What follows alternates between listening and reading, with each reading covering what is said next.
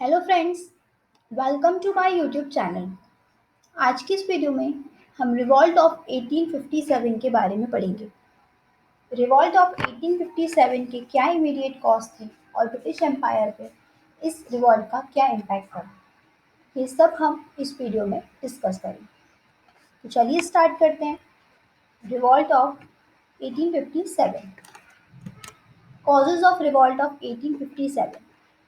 Revolt of 1857 के क्या causes थे? तो सबसे पहला था result of British policy. British policy जो थी वो इंडियंस को बहुत ज़्यादा अफेक्ट कर रही थी। इस वजह से ये रिवॉल्ट हुई थी। ये एक सबसे बड़ा रीज़न था रिवॉल्ट का, क्योंकि ब्रिटिशर्स की जो पॉलिसी थी वो इंडियंस के अगेंस्ट थी। सेकंड था broke out as a sepoy of mutiny. यहाँ पर सेपॉय ऑफ म्यूटिनी बनाया गया था, यानी कि यहाँ पर सोल्जर्स का ग्रुप बनाया गया था, उसको ब्रेक किया गया यहाँ पे। इस वजह से भी ये रिवॉल्ट हुई थी। हिंदू मुस्लिम यूनिटी, पहले यूनिटी बहुत थी और इस यूनिटी के चलते सभी ने इस रिवॉल्ट में पार्टिसिपेट भी किया था। Governor general on the time of revolt of 1857 Lord Canning. अब उस टाइमिंग में जब रिवॉल्ट हुई थी तब गवर्नर जनरल कौन थे? तो याद रखिएगा, उस टाइम पर लॉर्ड कैनिंग गवर्नर जनरल थे जब रिवॉल्ट ऑफ 1857 हुई थी। Bahadur Shah Zafar emperor of India, उस वक्त एम्पर ऑफ इंडिया थे बहादुर शाह जफर। ये लास्ट मुगल एम्पर और लास्ट मुगल रूलर, लास्ट मुस्लिम रूलर भी कहलाते हैं। इन्हें टाइटल दिया गया था शहनशाह हिंदुस्तान का। शहनशाह हिंदुस्तान का इन्हें टाइटल मिला था। इसके बाद पॉलिटिकल कॉजेज भी थे। पॉलिटिकल कॉजेज ये थे Nana Saheb. Nana Saheb was refused pension as he was the adopted son of Peshwa Bajirao second. Nana Saheb जो थे वो पेशवा बाजीराव सेकंड के अडॉप्टेड सन थे। इस वजह से इनकी जो सैलरी है वो रोक दी गई थी। पहले जो स्टेट्स के किंग थे उन्हें सैलरी ब्रिटिश एम्पायर द्वारा प्रोवाइड की जाती थी, बट यहाँ पर नाना साहेब की सैलरी यहाँ पर रिफ्यूज कर दी गई थी, क्योंकि वो यहाँ पर अडॉप्टेड सन थे पेशवा बाजीराव के। Annexation of Awadh. अब एनेक्सेशन ऑफ अवध जो था, अवध को भी यहाँ पर ब्रिटिश एम्पायर में मिला लिया गया था 1856 में, और उस टाइम पर अवध के जो राजा थे वो थे Wajid Ali Shah. The policy of doctrine of lapse. सबसे बड़ा कारण तो यहाँ पर जो पॉलिटिकल रीजन था, जो पॉलिटिकल कॉज था, वो था डॉक्ट्रिन ऑफ लैप्स। अब डॉक्ट्रिन ऑफ लैप्स क्या थी? डॉक्ट्रिन ऑफ लैप्स यहाँ पर लॉर्ड डलहौजी द्वारा लागू की गई एक पॉलिसी थी, जो सबसे पहले प्रिंसली स्टेट ऑफ सतारा, सतारा की प्रिंसली स्टेट पर लागू की गई थी। डॉक्ट्रिन ऑफ लैप्स क्या थी? तो डॉक्ट्रिन ऑफ लैप्स पॉलिसी ये थी कि जिस भी स्टेट में किसी भी राजा का अगर अपना रियल सक्सेसर, रियल उत्तराधिकारी नहीं होगा, तो उनकी जो स्टेट है वो ब्रिटिश एम्पायर में मर्ज हो जाएगी, ब्रिटिश एम्पायर के पास चली जाएगी, और वो कोई दूसरे सन को अडॉप्ट नहीं कर सकते एज अ सक्सेसर। वो किसी दूसरे सक्सेसर को अडॉप्ट करके अपने यहाँ का उत्तराधिकारी नहीं बना सकते, और वो जो स्टेट है वो ब्रिटिश एम्पायर द्वारा ले ली जाएगी। तो ये थी डॉक्ट्रिन ऑफ लैप्स की पॉलिसी। डॉक्ट्रिन ऑफ लैप्स की पॉलिसी के बाद ब्रिटिश एम्पायर ने बहुत सारी इंडियन स्टेट्स को कैप्चर कर लिया था, एनेक्स्ड कर लिया था।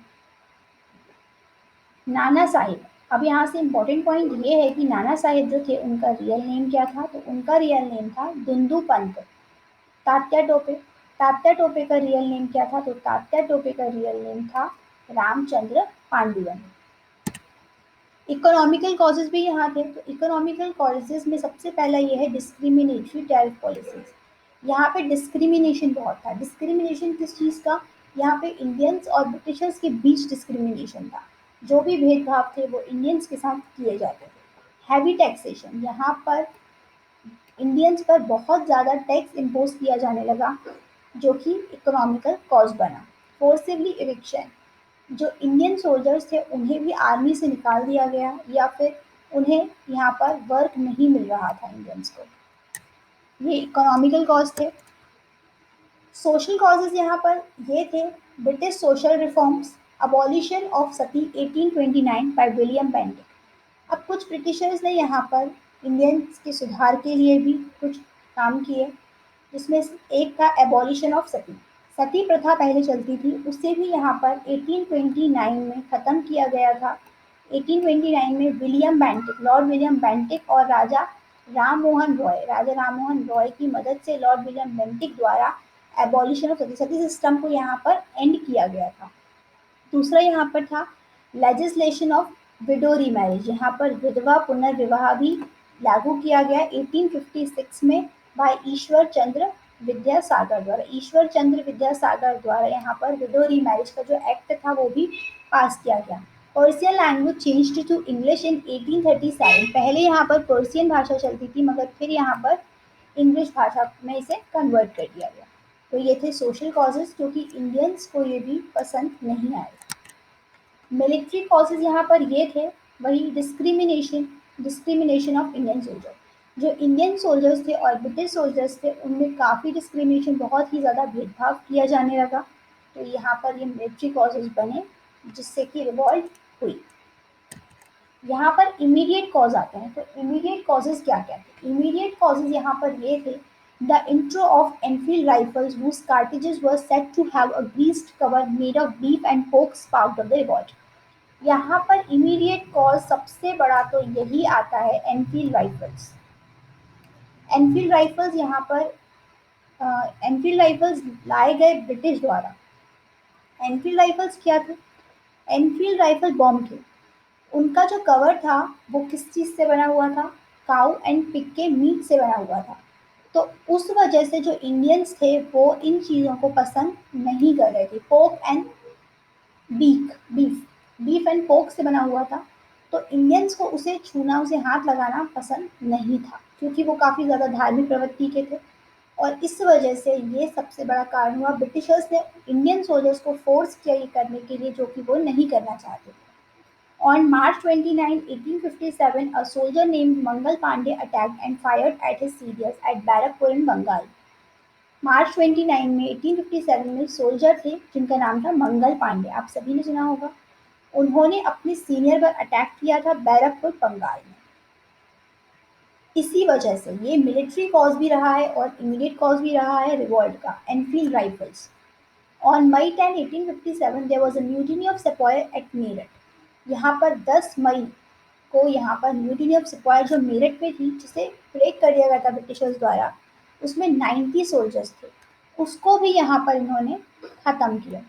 ये भी एक बड़ा कारण बना था रिवॉल्ट का। अब इस रिवॉल्ट में बहुत सारे किंग्स ने, राजाओं ने पार्टिसिपेट भी किया और यहाँ पर ब्रिटिश सप्रेसर्स जो थे उन्होंने इनसे युद्ध भी किया। तो दिल्ली से थे बहादुर शाह सेकंड एंड भक्त खान और ब्रिटिश सप्रेसर थे जॉन निकलसन। कानपुर से थे नाना साहेब एंड तात्या टोपे और ब्रिटिश सप्रेसर थे कॉलोनियल कैंपबेल। लखनऊ से थी बेगम हजरत महल, इन्होंने भी रिवॉल्ट में अपना योगदान दिया और ब्रिटिश से थे कॉलिन कैंपबेल। झांसी से सबसे फेमस रानी लक्ष्मीबाई, जिनका युद्ध हुआ था ब्रिटिशर्स के साथ और ब्रिटिशर्स की तरफ से थे ह्यूज रॉस। इलाहाबाद से थे लियाकत अली एंड ब्रिटिशर्स की तरफ से थे कॉलोनल नील। जगदीशपुर बिहार से थे कुंवर सिंह एंड अमर सिंह और ब्रिटिशर्स की तरफ से थे William Taylor and Vincent Iyer.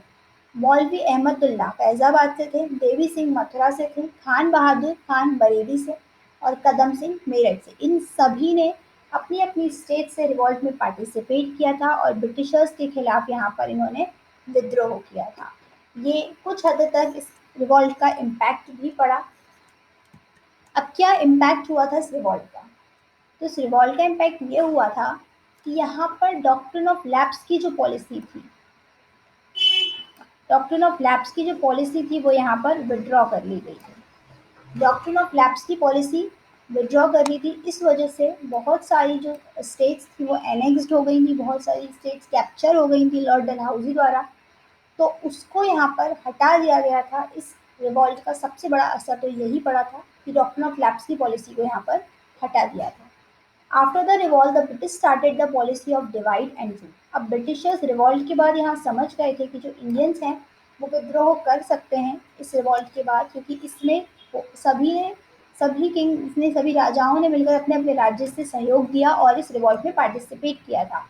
तो इस रिवॉल्ट के बाद जो ब्रिटिशर्स थे उन्होंने एक नई पॉलिसी को अडॉप्ट किया, डिवाइड एंड रूल पॉलिसी। फूट डालो शासन करो, और फूट डालो शासन करो की जो प्रणाली उन्होंने अपनाई उसे उन्होंने आगे कंटिन्यू किया। डिवाइड एंड रूल पॉलिसी के बारे में हम आगे पढ़ेंगे। तो उन्होंने यहाँ पर 1858 के बाद यहाँ डिवाइड एंड रूल की पॉलिसी को फॉलो किया। अब यहाँ से कुछ इंपॉर्टेंट पॉइंट्स निकल के आते हैं।